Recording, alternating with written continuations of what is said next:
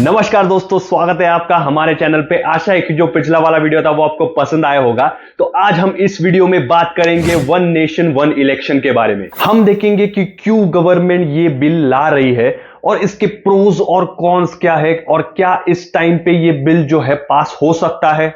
सबसे पहले हम जान लेते हैं कि वन नेशन वन इलेक्शन का मतलब क्या है। तो जैसे अगर अभी के समय की बात करें तो 2024 में ही लोकसभा के इलेक्शंस हुए हैं और इसके बाद हर साल अलग अलग स्टेट्स के असेंबली इलेक्शंस होने वाले हैं।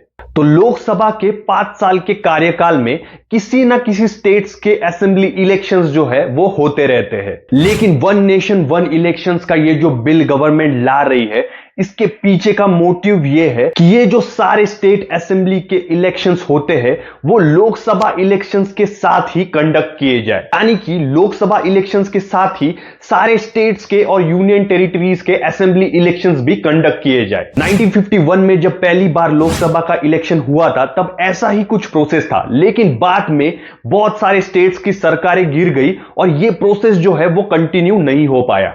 अभी की जो गवर्नमेंट है वो फिर से वन नेशन वन इलेक्शंस का जो प्रोसेस है वो हमारे कंट्री में लाना चाहते हैं और जो यूनियन कैबिनेट है उन्होंने ये बिल पास कर दिया है और इस विंटर सेशन में लोकसभा और राज्यसभा में ये जो बिल है वो पेश हो सकता है। लेकिन क्या ऐसे रीजंस है कि गवर्नमेंट जो है वन नेशन वन इलेक्शन का बिल ला रही है, आइए जानते हैं। सबसे पहला रीजन ये है कि गवर्नमेंट का कहना है कि बहुत सारे इलेक्शंस होने के कारण जो उनका बहुत सारा टाइम है वो इलेक्शन में खर्च हो जाता है, तो उसके वजह से डेवलपमेंट के जो काम है वो स्लो हो जाते हैं। इलेक्शंस के वक्त आचार संहिता यानी कि मॉडल कोड ऑफ कंडक्ट जब लागू होता है तब उस वजह से बहुत सारे डिसीजंस लेने में देरी हो जाती है। तो ओवरऑल गवर्नमेंट का कहना है कि एक ही बार में अगर सब इलेक्शंस लिए जाए तो अगले 5 साल पूरे काम करने में फोकस किया जा सकता है। दूसरी बात यह है कि ओवरऑल सारे इलेक्शंस में अराउंड 4500 करोड़ का खर्चा गवर्नमेंट को उठाना पड़ता है। तो अगर सब इलेक्शंस एक ही बार में कंडक्ट किए जाए तो ये जो खर्चा इलेक्शंस में होता है इसे कम किया जा सकता है। ओवरऑल जो बार बार इलेक्शंस लेने के वजह से खर्चा होता है उसे कम करके जो पैसे बचेंगे वो डेवलपमेंट के कामों में यूज हो सकते हैं। तो तीसरा रीजन है वो ये है कि हर बार इलेक्शंस होने के कारण जो गवर्नमेंट की मशीनरीज है वो इलेक्शन के काम में बिजी हो जाती है। उस वजह से जो इन मशीनरीज का एफिशिएंसी है वो बहुत ही कम हो जाता है। तो इस वजह से भी ये बिल जो है वो गवर्नमेंट ला रही है। अभी इस वन नेशन वन इलेक्शन के हिसाब से लोकसभा, स्टेट असेंबलीज और यूनियन टेरिटरीज के इलेक्शंस एक साथ लिए जाएंगे। लेकिन ऐसा भी हो सकता है कि जो पंचायत और म्युनिसिपल कॉर्पोरेशंस के लोकल इलेक्शंस है वो भी लोकसभा और स्टेट असेंबली के इलेक्शन के बाद तुरंत ही 100 दिनों में वो इलेक्शन भी कंडक्ट किए जाएंगे। तो इस तरह से एक ही बार में इंडिया के सारे जो इलेक्शंस है वो कंडक्ट किए जाएंगे।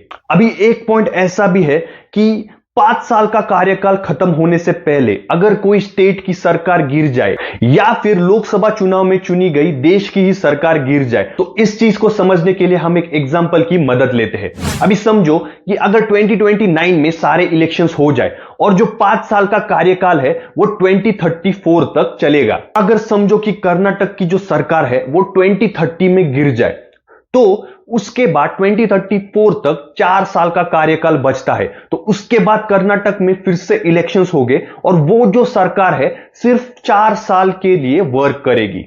लेकिन ये तो वही बात होगी कि वन नेशन वन इलेक्शन का बिल पास होने के बाद भी अगर कोई सरकार गिरती है तो उस स्टेट का इलेक्शन जो है फिर से लिया जाएगा। तो ये जो मेन मुद्दा है वन नेशन वन इलेक्शन के बिल को लाने का कि 5 साल में सिर्फ एक बार इलेक्शंस होगा और उसके बाद पूरा ध्यान जो है वो डेवलपमेंट पे दिया जाएगा, वो तो कुछ यहां पे मैच नहीं हो पा रहा। ऐसे और कॉन्स भी है इस बिल के बारे में। सबसे पहला कौन है कि अभी जो ईवीएम मशीन्स और वीवीपैट मशीन्स इलेक्शन कंडक्ट करने में लगते हैं तो इंडिया में सारे इलेक्शंस एक ही बार में लेने हैं तो और 40 लाख मशीन्स जो है ईवीएम्स के हमें लगने वाले हैं। तो इन ईवीएम मशीन्स को खरीदने में भी सरकार का बहुत सारा खर्चा जो है वो हो सकता है। अगर लोकसभा के इलेक्शन, स्टेट असेंबली के इलेक्शंस और जो लोकल बॉडीज के इलेक्शंस है ये सारे इलेक्शंस अगर एक साथ हुए तो जो इलेक्शंस है वो सिर्फ और सिर्फ नेशनल मुद्दे पे ड्राइव होंगे और जो लोकल मुद्दे हैं वो पूरी तरीके से साइडलाइन हो सकते हैं और इस वजह से लोकल मुद्दों पे या लोकल डेवलपमेंट पे कम ध्यान दिया जा सकता है। अभी के लिए तो यूनियन कैबिनेट ने इस बिल को पास किया है, तो ये जो बिल है अब पार्लियामेंट में पेश किया जाएगा। लेकिन क्या ये बिल जो है पार्लियामेंट में पास हो सकता है? तो कुछ ऐसे पॉइंट्स है इस बिल में जिस वजह से कॉन्स्टिट्यूशन में अमेंडमेंट्स लाने पड़ेंगे। तो अगर कॉन्स्टिट्यूशन में अमेंडमेंट्स लाना है तो इस बिल को लोकसभा और राज्यसभा में 2/3 मेजॉरिटी के साथ पास करना पड़ेगा। लेकिन अभी के लिए अगर देखा जाए तो लोकसभा में एनडीए के 293 सीट्स है और 2/3 मेजॉरिटी के लिए 362 सीट्स लगेंगे। वही राज्यसभा में एनडीए के 121 सीट्स है और 2/3 मेजॉरिटी के लिए 164 सीट्स लगेंगे। तो ओवरऑल अगर देखा जाए एनडीए के ना ही लोकसभा में और ना ही राज्यसभा में 2/3 मेजॉरिटी है। इसके लिए अगर ये वन नेशन वन इलेक्शन का बिल अगर गवर्नमेंट को पास करना है तो उन्हें अपोजिशंस की मदद लगेगी। अपोजिशन पार्टी के सपोर्ट के बिना ये बिल पास होना लोकसभा और राज्यसभा में बहुत ही मुश्किल है। तो ये बिल लाया तो जाएगा इस विंटर सेशन में, लेकिन कहा जा रहा है कि इस बिल को इंट्रोड्यूस करते ही उसे जेपीसी के पास भेज दिया जाएगा। जेपीसी यानी कि जॉइंट पार्लियामेंट्री कमेटी, ताकि इस बिल पर और भी ज्यादा चर्चा हो सके। लेकिन इस बिल का पास होना अभी के लिए तो बहुत ही ज्यादा मुश्किल है। तो दोस्तों आपको क्या लगता है इस टॉपिक के बारे में हमें कमेंट्स में लिख के जरूर बताइएगा।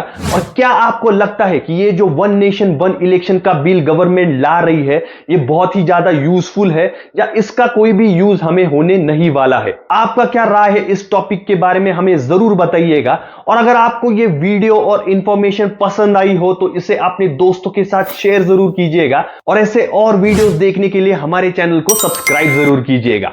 धन्यवाद दोस्तों।